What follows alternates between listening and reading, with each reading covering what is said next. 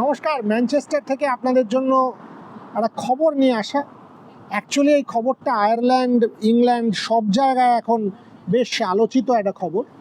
সেটা হচ্ছে বৈভব সূর্যবংশী যে এই দেশে আসছেন, সিনিয়র টিমের হয়ে খেলতে আসছেন, তাকে নিয়ে একটা আলোড়ন তৈরি হয়েছে যে তিনি কি একই চেঞ্জ রুমে সিনিয়র প্লেয়ারদের সাথে চেঞ্জ করতে পারবেন, তার কি সেই পারমিশন এখানে আছে, নাকি তার জন্য আলাদা ব্যবস্থা করতে হবে, তিনি এখনো মাইনর বলে। প্রথম কথা এটা জানিয়ে রাখি, এদেশে বেশ কিছু নিয়ম কানুন আছে। সেই নিয়মের মধ্যে বলে যে আপনি যদি 18 বছর বয়স আপনার না হয়, আপনি যদি প্রাপ্তবয়স্ক না হন, যেরকম বৈভব সূর্যবংশীর ক্ষেত্রে বৈভব সূর্যবংশী 15 বছর কয়েক মাস তার বয়স, তাহলে কিন্তু আপনাকে একটা আলাদা জায়গায় চেঞ্জ করতে হবে। ড্রেসিং রুম আপনি একই ড্রেসিং রুমে থাকতে পারেন, কিন্তু যখন আপনি চেঞ্জ করবেন সেই ক্ষেত্রে আপনাকে আলাদা চেঞ্জ রুমে চেঞ্জ করতে হবে। এটা কিন্তু এখানকার মোটামুটি একটা সামগ্রিক নিয়ম বলেই ধরে নেওয়া যেতে পারে। আমি সচিন তেন্ডুলকারকেও মেসেজ করেছি এটা জানতে, তিনি লন্ডনে আছেন এখন, যে সচিন, আপনি যখন খেলছিলেন 1990 সালে, তখন তো আপনারও 18 বছর বয়স হয়নি, তখন সিচুয়েশনটা কীরকম ছিল সেটাও আপনাদেরকে জানাবো। কিন্তু এখন আমি ইসিবির লোকজনের সাথে কথা বলছিলাম, তারা আমাকে বললেন ভারত আলাদা করে কোনো ড্রেসিং রুম চায়নি, অর্থাৎ বৈভব একই ড্রেসিং রুমে থাকতে পারবেন। কিন্তু তারা এটাও বললেন যে আপনি ইসিবির রেগুলেশন পড়ুন, বাকি সমস্ত কাউন্টিগুলোর আলাদা আলাদা করে সেফটি প্রোটোকলস পড়লে আপনি জানতে পারবেন। আমি মিডলসেক্স, কর্নওয়াল, কেন্ট, ইসিবির তো বটেই, মাল্টিপল রেগুলেশন পড়লাম। আমি কিন্তু একটা জিনিস ক্লিয়ার, পরিষ্কারভাবে বলা আছে যে adults and minors in an ideal scenario, অর্থাৎ আইডিয়াল সিচুয়েশানে কিন্তু একই ড্রেসিং রুম ইউজ করলেও একই চেঞ্জ রুম করা যাবে না। অর্থাৎ বৈভব সূর্যবংশীর জন্য আলাদা একটা চেঞ্জ রুম রাখতে হবে। তবে এটাও বলা আছে যে অনেক ক্ষেত্রে হয়তো একই চেঞ্জ রুম আলাদা চেঞ্জ রুম পাওয়া গেল না, একই চেঞ্জ রুম করতে হবে। এরকম কোনো মাঠে হতেই পারে যে জায়গায় নেই একটা আলাদা চেঞ্জ রুম বৈভব সূর্যবংশীর জন্য করা। সেই মতো অবস্থায় এইটা পরিষ্কারভাবে বলা আছে যে বৈভব যখন চেঞ্জ করবেন তাকে কিন্তু আলাদা চেঞ্জ করতে হবে, কোনো অ্যাডাল্টের সাথে নয়।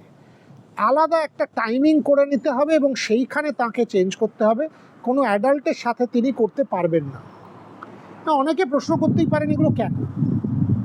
দেখুন, আমার না মনে হয় এটা একটা সোশ্যাল স্টোরি আছে এই দেশে। আনলাইক আমাদের দেশে, এই যে ধরুন 13, 14, 15, 16 বছরের ছেলেমেয়েরা খুব তাড়াতাড়ি ইন্ডিপেন্ডেন্ট হয়ে যায়, পরিবারের থেকে দূরে চলে যায়, আলাদা থাকতে শুরু করে, তাদের একটা মত তৈরি হয়ে যায়, তারা নিজেদের জীবনটা খুব তাড়াতাড়ি বেছে নেয়। এরকম ক্ষেত্রে কি হয়, এক্সপ্লয়েটেড হতে পারে, কারণ তারা তো তখনও প্রাপ্তবয়স্ক নয়, তাদেরকে অনেক রকম এক্সপ্লয়েটেশনের সম্মুখীন হতে হয়। আপনারা যারা আমেরিকান জিমন্যাস্টিক্স জানেন, তারা ল্যারি নাসার আর সিমন বাইলসের গল্পটা ভাবুন, বুঝতে পারবেন।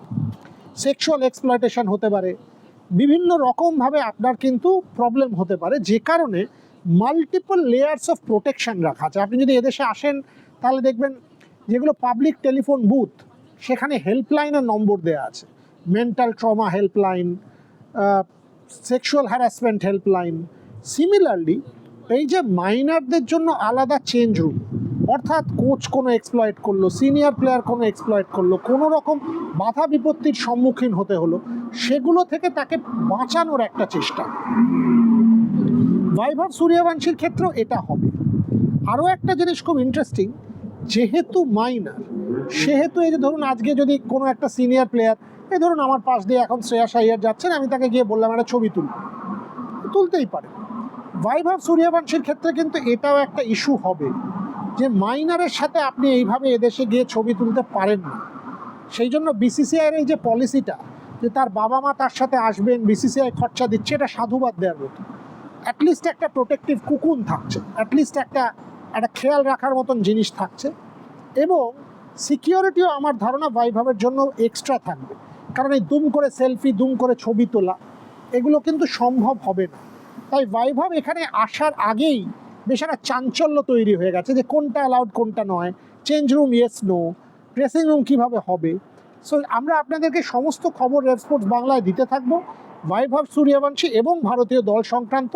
আপাতত এটাই, ইসিবিকেও লিখেছি, ফর্মাল একটা উত্তর আশা করছি পেয়ে যাব, পেয়ে গেলে সেটাও আপনাদেরকে জানিয়ে দেব। দেখতে থাকুন রেড স্পোর্টস বাংলা, অতি অবশ্যই নোটিফিকেশান বেলটা বাজিয়ে দেবেন এবং সাবস্ক্রাইব করে দেবেন।